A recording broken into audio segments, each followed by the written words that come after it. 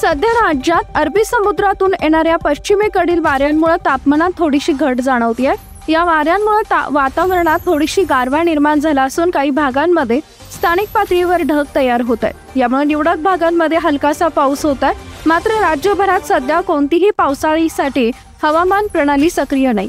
आज सायंकाळपासून रात्रीपर्यंत जळगाव, जामोद, संग्रामपूर, अकोट, तेल्हारा, अमरावती, अंजनगाव, सुरजी, मोर्शी, चांदूर बाजार, वरुड आणि आष्टी या भागांमध्ये हलक्या स्वरूपाचा पाऊस होण्याची शक्यता वर्तवली आहे। काही भागांमध्ये गारपीट झाल्याचंही समजते।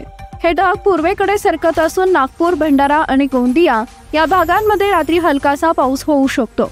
बारामती, पारनेर, येवला, वैजापूर सीमेवरील काही भाग, श्रीगोंदा, कर्जत, फलटण, इंदापूर आणि डोंगर रांगाच्या आसपास भागांमध्ये हलक्या गडगडाटासह पावसाची शक्यता आहे। मात्र या भागांमध्ये मोठ्या प्रमाणावर पावसाची अपेक्षा नाही। स्थानिक ढगांची निर्मिती असून ते फक्त काही गावांपुरते मर्यादित आहेत। उद्याचा अंदाज पाहता राज्यात मोठ्या प्रमाणावर पावसाची शक्यता नाहीये।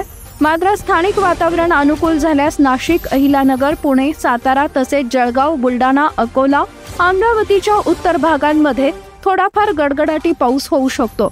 विदर्भातील भंडारा, गोंदिया, चंद्रपूर, गडचिरोली या भागांमध्येही अशा प्रकारची स्थिती राहू शकते।